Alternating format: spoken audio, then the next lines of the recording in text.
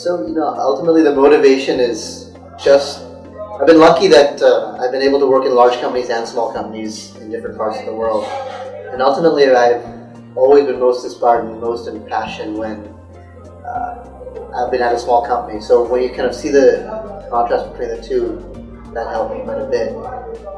I just love working in a place where 100% of what you do is in service of selling to a customer or building a product. And I think it was a contrast between large company efficiency versus small company efficiency. And of course, you have high impact, you have your heart and soul in the product, and having done it a couple of times, that's what drove me to decide this is exactly what I want to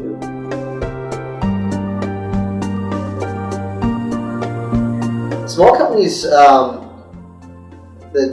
I guess you would say difficult thing, I don't know if it's difficult or not, but ultimately there really is no backstop or infrastructure in place to ease your life. So you have to roll up your sleeves, you have to be selling, you have to be on a plane, and by the way, you have to be on a plane early in the morning to save even $50 or 2,000 rupees. So you're doing all of the luxuries in life. At the kind of edges can become a little bit more challenging and stressful and strenuous, but that's it.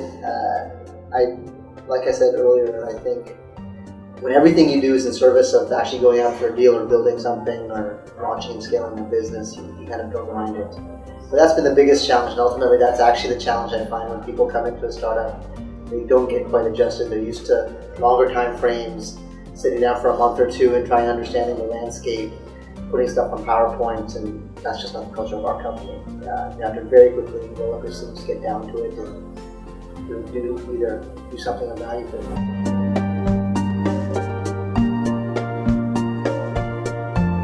So I've now done it twice, and interestingly, I've gone from a big company to a small one, big to a small, so I've kind of done this now twice, and I think the difference in the two kind of drove me.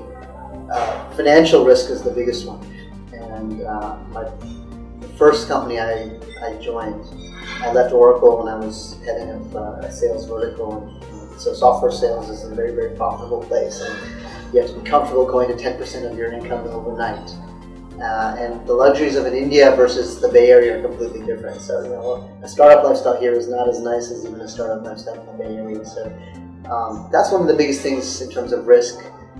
Startups are always very scrappy, and you're always not going to be saving a lot of money over time. So you gotta have to have the belief that you're comfortable with what you have, and you're confident in the company with the idea. I never felt that there was a lot of professional risk, to be honest with you. I think, quite frankly, I'm biased. I would much rather hire somebody who's been at one or two startups for a certain number of years than somebody who's actually spent many years at a large company. And I think that bias is happening. So when I left to a startup, I didn't see any professional risk whatsoever. In fact, I feel nowadays, if I don't see a startup on somebody's resume, I'm concerned about whether that person really kind of is going to be competitive in the environment.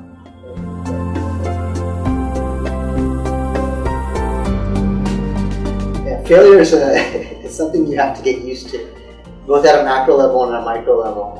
I think ultimately the experience and confidence is the most important thing. So obviously you have to believe in your idea and believe in the market. Failure will happen, but it's actually the most instructive thing as long as it doesn't happen too much. But if you actually understand what goes wrong in any deal, or in terms of a market, or in terms of a competitor, or even from a previous company, the key is to learn from it, to have the confidence that you figured out what you should have done, and actually now that's going to give you a competitive advantage. A lot of the business strategy of Ezetap was based on all of the learnings that me and my co-founder had from our previous two companies, which were pioneers but ultimately didn't succeed. And I think we've actually incorporated that into the strategy here. And quite frankly, I think we accelerated up the learning curve much, much faster in a very hot space, much, much quicker. And we're not going to be learning lessons that other people will multiply learn.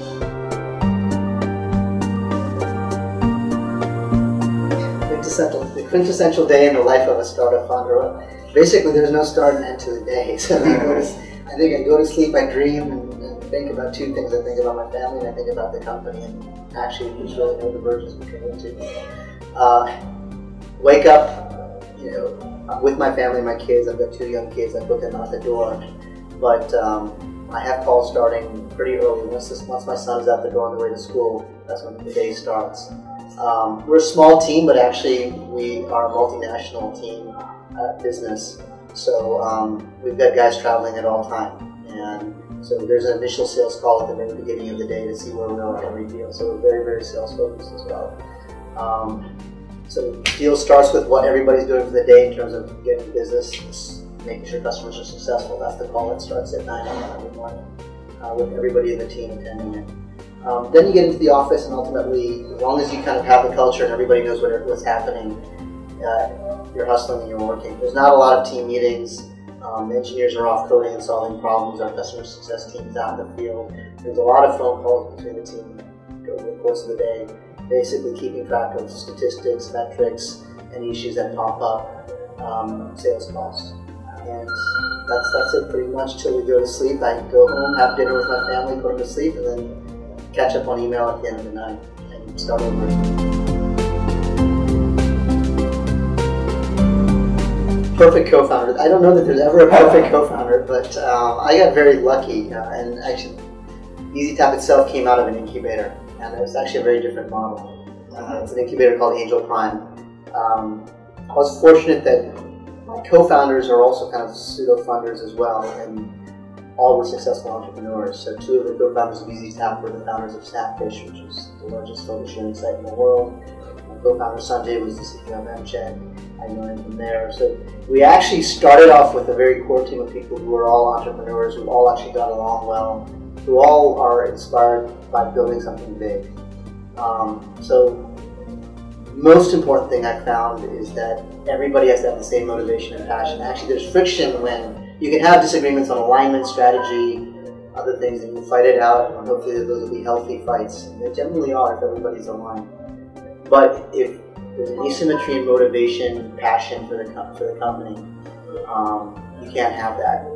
And also if there's an asymmetry in terms of what the focus is, so you have to pick and choose a couple things that are important culturally for the company. If you're aligned, it'll be fine.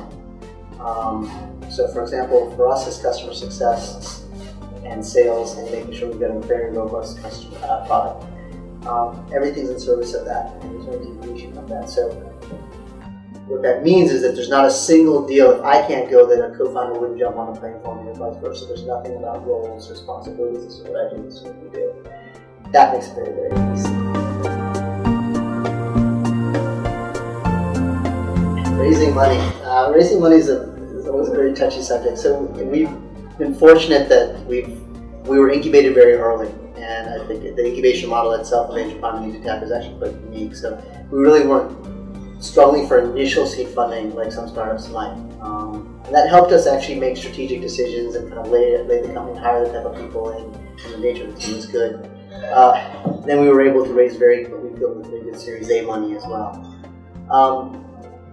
To be honest with you, my number one tip is be able to communicate your vision and what you're doing without slides. I mean, honestly, if you can actually communicate yourself over a breakfast meeting in 15 minutes and actually talk about what your USP is, what your revenue model is, why you actually have a multiple that is of interest to funders, that's really, really important. It's got to be organic. It shouldn't be driven by Excel spreadsheets or slides, or it shouldn't take you 30 minutes to get there. And actually, to be quite honest, our business, that's how we started out. We had huge models.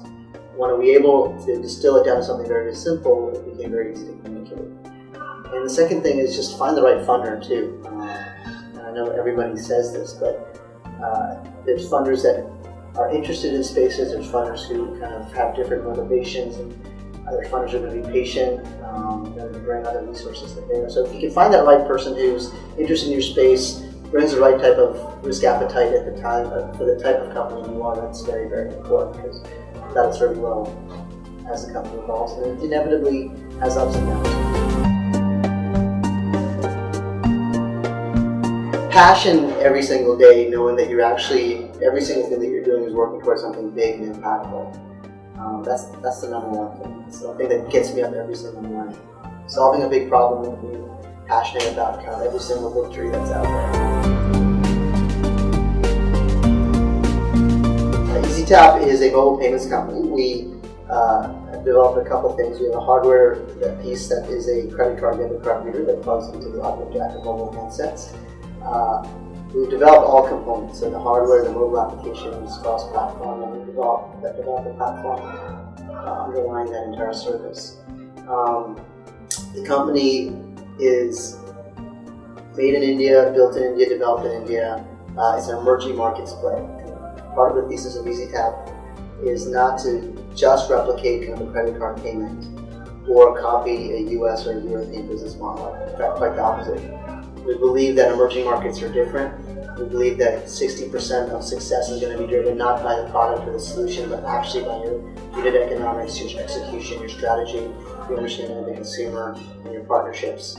And as such, it's actually extremely defensible from almost anyone who hasn't gone through the rigor of building a business from the ground up in a country like India. We've launched in Kenya, and we're actually, through our partnerships, going to start launching and scaling outside of India. We're live. All of our customers are actually, by most metrics, very, very successful. That's put us in a position now to actually start scaling the business, and our Series A funding is going to help us do that.